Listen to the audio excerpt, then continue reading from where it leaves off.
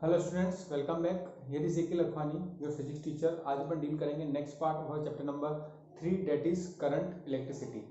पिछला जो लेक्चर था उसमें मैंने आपको रिलेशन बताया था करंट एंड ड्रिफ्ट वेलोसिटी के बारे में।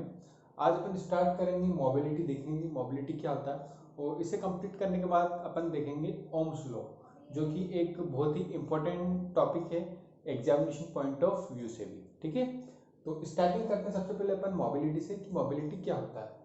मोबिलिटी ऑफ चार्ज के लिए म्यू से इसे अपन डिनोट करते हैं रेस्पॉन्सिबल फॉर करंट, जो कि करंट के लिए रेस्पॉन्सिबल रहता है, is defined as the magnitude of drift velocity of charge per unit electric field apply. ठीक है, तो मोबिलिटी क्या होता है?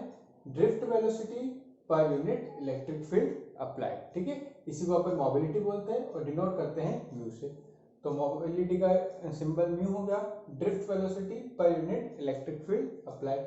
अच्छा, ड्रिफ्ट वेलोसिटी के लिए अपन ने मैंने क्या बताया था कि जो ड्रिफ्ट वेलोसिटी के लिए अपन ने इक्वेशन बताया था वो क्या बताया था कि अपन ने बताया था minus of e E tau by M, ये अपन ने रिलेशन ड्राइव किया था। तो यहाँ पे देखिए, अगर मैं चार्ज क्यू ले रहा हूँ तो यहाँ पे माइनस ई की जगह मैं क्या लिख सकता हूँ, क्यू लिख सकता हूँ। तो क्या हो जाएगा, Q E tau by M. तो वी डी की जगह लिख दे Q E tau by M, और ई की जगह ई ही है। तो यहाँ से देखिए एक ई से ई कट जाएगा, तो अपने पास क्या आ जाएगा, क्यू टाउ बाय एम। तो ये भी अपने पास एक रिलेशन आ गया किसके लिए, मोबिलिटी के लिए। इसकी अगर अपन एसआई यूनिट की बात करें तो एसआई यूनिट क्या होती है, मीटर स्क्वायर पर वोल्ट पर सेकेंड। ये कैसे है ये भी देख लीजिए। तो देखिए ये जो ड्रिफ्ट वेलोसिटी है, ड्रिफ्ट वेलोसिटी की अगर अपन एसआई यूनिट की बात करें तो ये होती है मीटर पर सेकेंड। ठीक है, और अपन इलेक्ट्रिक फील्ड की बात करें तो इलेक्ट्रिक फील्ड की जो यूनिट होती है वो क्या होती है, वोल्ट पर मीटर। ठीक है, तो मीटर से मीटर ऊपर चले जाएगा, मीटर इंटू मीटर हो जाएगा, और ये हो जाएगा नीचे वोल्ट और सेकेंड। तो क्या हो जाएगा, मीटर स्क्वायर और ये नीचे हो जाएगा वोल्ट सेकेंड। तो इसको जब अपन ऊपर लाएंगे तो क्या हो जाएगा, m square v minus one s minus one. तो इस तरीके से अपन ने इसकी एसआई यूनिट भी निकाल ली। ठीक है, तो ये तो इसकी एसआई यूनिट के बारे में बात हो गई। तो ये था अपना मोबिलिटी का कॉन्सेप्ट। ठीक है, अब इसका जो डायमेंशनल फॉर्मूला है वो आपको बताना है, इसका डायमेंशनल फॉर्मूला क्या होगा वो आपको निकाल के बताना है। अब अपन स्टार्ट करते हैं अपना main topic, that is ohms law. Ohm's law क्या होता है, बहुत ही एक इंपॉर्टेंट टॉपिक है जिससे क्वेश्चन मैक्सिमम टाइम आपका पूछा जाएगा। क्या होता है ओम्स लॉ? आपने क्लास 10th में भी पढ़ा है ओम्स लॉ के बारे में, ओम्स लॉ। ठीक है, तो ओम्स लॉ क्या होता है? ओम्स लॉ ये कहता है कि किसी भी कंडक्टर से जो करंट फ्लो कर रहा है ना, एक कंडक्टर है उससे जो भी करंट फ्लो कर रहा है वो डायरेक्टली प्रोपोर्शनल होता है पोटेंशियल डिफरेंस अप्लाइड के। ठीक है, मतलब जितना ज्यादा मैं पोटेंशियल डिफरेंस अप्लाई करूंगा उतना ज्यादा वहां से क्या होगा, करंट फ्लो करेगा। ठीक है, तो यही होता है अपना Ohm's law, provided temperature remains constant. और उस केस में क्या बोलते हैं अपन कि टेम्परेचर कैसा होना चाहिए, कांस्टेंट होना चाहिए, उस केस के लिए अपन बोल रहे हैं। तो ओम्स लॉ को लिख देते हैं अपन करंट या according to Ohm's law, Ohm's law current flowing through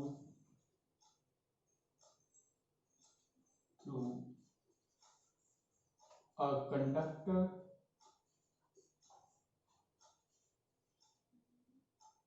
is directly proportional to the potential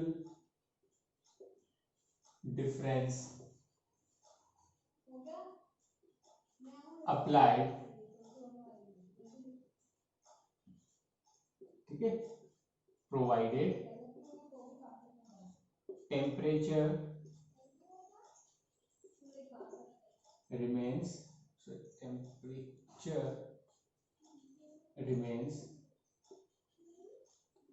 constant। ठीक है, तो क्या बोला है कि अगर टेम्परेचर कांस्टेंट है तो जो करंट फ्लो कर रहा है वो डायरेक्टली प्रोपोर्शनल होगा किसके, पोटेंशियल डिफरेंस का। मतलब इसका क्या हुआ कि आई जो होता है वो डायरेक्टली प्रोपोर्शनल होता है वी के। ऐसे ऐसे लिख सकता हूँ, V is directly proportional to I. I बढ़ेगा तो वी बढ़ेगा, वी बढ़ेगा तो आई बढ़ेगा। कभी भी अपन एक प्रोपोर्शनलिटी का साइन हटाते हैं तो एक अपन कांस्टेंट लगाते हैं, तो यहाँ पे अपन क्या लगाते हैं, जो कांस्टेंट वो लगाते हैं अपन आर, ठीक है। और ये जो वी तो पोटेंशियल डिफरेंस, आई करंट, और ये जो आर होता है, आर को अपन बोलते हैं रेजिस्टेंस ऑफ द कंडक्टर। उस कंडक्टर का क्या होगा, ये रेजिस्टेंस। अब रेजिस्टेंस को अपन किस तरीके से डिफाइन करते हैं, तो रेजिस्टेंस का अगर अपन को डिफाइन करना है, ये तो ओम्स लॉ हो गया अपना। रेजिस्टेंस को अगर मुझे डिफाइन करना हो तो रेजिस्टेंस को अपन किस तरीके से डिफाइन करते हैं,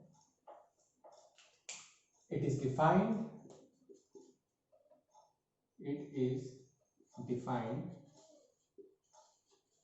as the obstruction of electric current through any conductor।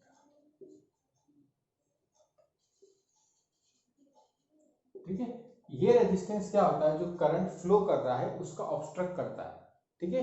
The opposition offered to the flow of electric current is called resistance. इस तरीके से भी कर सकते हैं, यहाँ मैंने एक और क्या बताया, द अपोजिशन ऑफर्ड, अपोजिशन मतलब जो अपोज कर रहा है, offered to the flow of electric current, electric current के जो फ्लो पे जो अपोजिशन आ रहा है, अपोज हो रहा है, उसी को अपन क्या बोलते हैं, रेजिस्टेंस बोलते हैं। तो इसकी अगर अपन एसआई यूनिट की बात करें रेजिस्टेंस की, तो इसकी जो एसआई यूनिट होगी वो क्या होगी, यहाँ पे देखिए रेजिस्टेंस का अगर अपन फॉर्मूले की बात करें तो रेजिस्टेंस का फॉर्मूला क्या है अपने पास, रेजिस्टेंस का फॉर्मूला हो जाएगा जैसे V is to I R है, जो रेजिस्टेंस हो गया वो क्या हो जाएगा अपना V बाय आई। तो V क्या होता है, V पोटेंशियल डिफरेंस, इसकी यूनिट होती है अपने पास वोल्ट, और डिवाइडेड बाय करंट, करंट की यूनिट होती है एम्पेयर, ठीक है। तो इसकी यूनिट क्या होगी, वोल्ट पर एम्पेयर, और इसी को अपन क्या बोलते हैं, ओम, इसी को क्या बोलते हैं अपन, ओम, ठीक है। क्योंकि ओम ने दिया है इसलिए ओम के नाम से अपन जानते हैं इस यूनिट को। इसका जो सिंबल होता है वो सिंबल कैसा होता है, इस तरीके से अपन को सिंबल बनाना है, उल्टा उल्टा, ठीक है। तो ये ओम्स लॉ और ये हो गया अपना रेजिस्टेंस। तो होपफुली यहाँ तक तो अपन को कोई भी डाउट नहीं होगा, ठीक है। अब इसके आगे अपन देखते हैं, रेजिस्टेंस देख लिया अपन ने, ओम्स लॉ देख लिया, अब थोड़ा सा और चीजें देखते हैं इसमें अपन।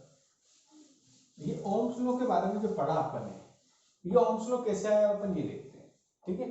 तो अपन देखते हैं डिडक्शन ऑफ ओम्स लॉ का डिडक्शन बहुत बार पूछा जाता है एग्जाम में कि ओम्स लॉ को डिड्यूस करें, डिड्यूस ओम्स लॉ, तो कैसे करेंगे अपन, तो अपन ऑलरेडी एक चीज मैं आपको बता चुका हूं, वी नो दैट अपन ने करंट और ड्रिफ्ट वेलोसिटी के बीच में रिलेशन बताया था। मैंने क्या बताया था आपको कि आई जो होता है वो किसके इक्वल होता है, A N E V D, ठीक है। जो करंट और इसके बीच में रिलेशन होता है वो क्या होता है, I is equal to A N E V D. Clear है इतना, तो यहां तक तो अपन को कोई भी डाउट नहीं है। अब इसके अगर अपन आगे देखें, इसमें अगर अपन थोड़ा सा और अपन कोशिश करें कुछ चेंज करने की, तो देखिए इसको मैं यूं कर सकता हूं, I is equal to A N E. अच्छा, जो वी डी है, वी डी को मैं क्या लिख सकता हूं, E E tau by M, ये अपन ने देखा, अपन ड्राइव किया, तो क्या हो जाएगा, it will be e E tau by m, ठीक है। और देखिए ई इंटू ई कितना हो जाएगा, ई स्क्वायर हो जाएगा, तो इसे ई स्क्वायर लिख देता हूं, तो हो जाएगा ई स्क्वायर ई टाउ, ठीक है। तो यहाँ पे अपन ये लिख देंगे, ऐसा क्या लिख देंगे, because v d equals to e E tau by m. अच्छा, यहाँ पे अभी अपन साइन कंसिडर नहीं कर रहे हैं, क्लियर है। अब यहाँ पे देखिए इसके आगे अपन देखें, तो आई इज इक्वल्स टू, ये जो ई है, ई को मैं क्या लिख सकता हूँ, ई को मैं लिख सकता हूँ V by L, potential difference by length of conductor. Conductor की जो लेंथ होगी, पोटेंशियल डिफरेंस को जब लेंथ से मैं क्या करता हूँ, डिवाइड करता हूँ, तो मेरे को इलेक्ट्रिक फील्ड मिलती है। तो यहाँ पे क्या हो जाएगा, ए एन ई स्क्वायर, ई की जगह क्या लिख दिया मैंने, V टाउ बाय हो गया एम एल। ये ई की जगह क्या लिख दिया मैंने, वी बाय एल। ठीक है, इतना क्लियर है, तो यहाँ तक तो कोई दिक्कत नहीं है। अब अपन क्या करते हैं, यहाँ से मैंने किया कि ये जो आई है, आई को ऐसे लिखूंगा, बाकी देखो वी को इधर लिखना है, बाकी सबको अपन उधर ले जाते हैं। तो हो गया एम एल, ऊपर आ गया, यहाँ से जब साइड चेंज हुई और यहाँ से क्या आया ए एन ई स्क्वायर, तो हो गया ए एन ई स्क्वायर और क्या बचा tau, A N E square tau. और यहाँ पे एक चीज क्या थी, आई तो ऑलरेडी था, तो यहाँ पे क्या बचा सिर्फ अपने पास वी। ठीक है, तो वी की वैल्यू क्या है अपने पास, देखिए एम एल इधर गया तो एम एल और आई इधर का इधर ही है। ठीक है, और यहाँ से क्या है A N E square tau, तो A N E square tau. अब इसको उल्टा करके लिख दिया, और v is equals to M L by A N E square tau I.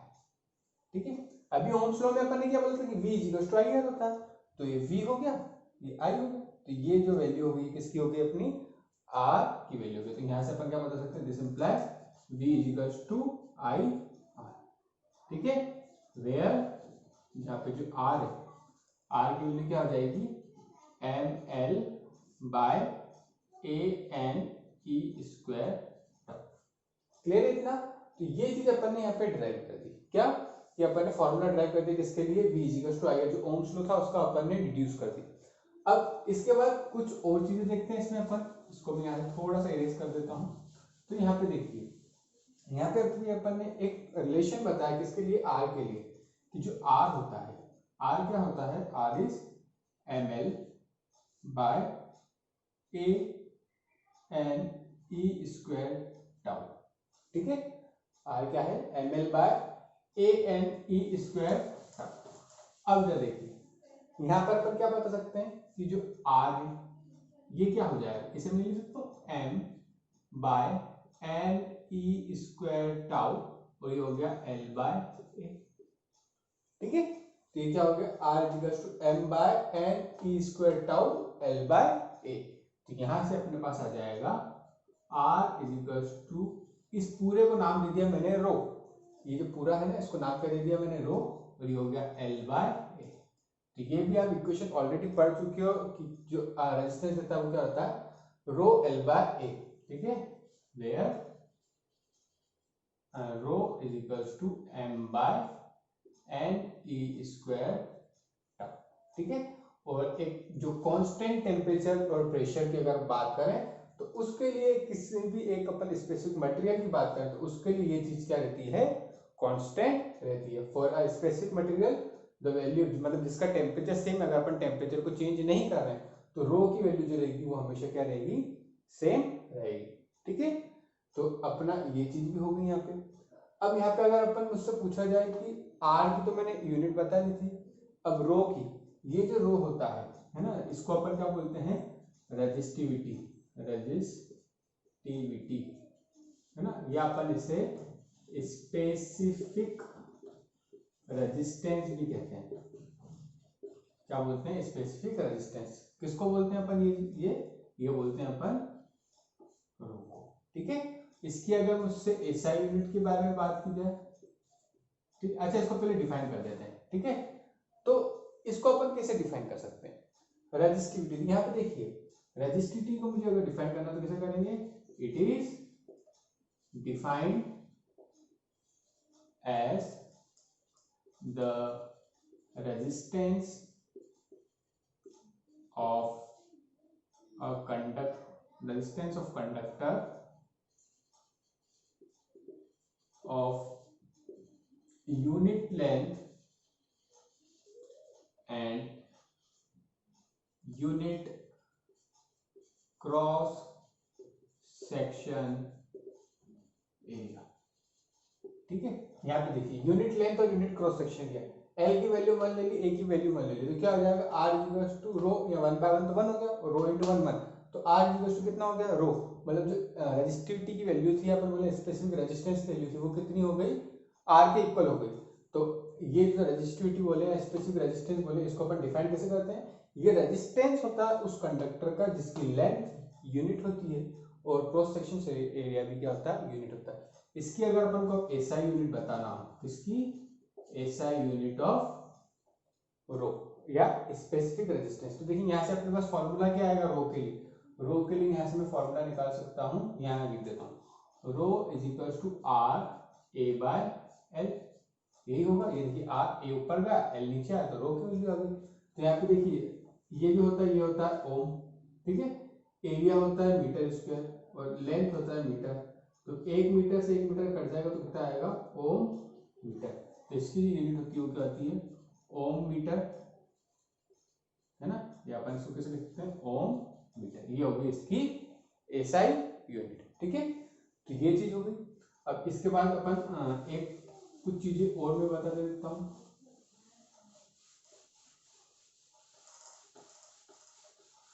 Next है अपने पास फैक्टर्स अफेक्टिंग रेजिस्टेंस।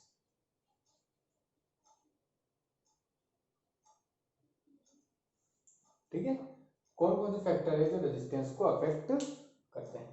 तो पहला क्या है, पहला है length of the conductor, conductor की लेंथ, है ना, कंडक्टर की लेंथ कैसे करती है, जो रेजिस्टेंस देता है वो डायरेक्टली प्रोपोर्शनल देता है एल के। सेकेंड होता है एरिया ऑफ क्रॉस सेक्शन, जो रेजिस्टेंस देता है वो इनवर्सली प्रोपोर्शनल देता है एरिया के।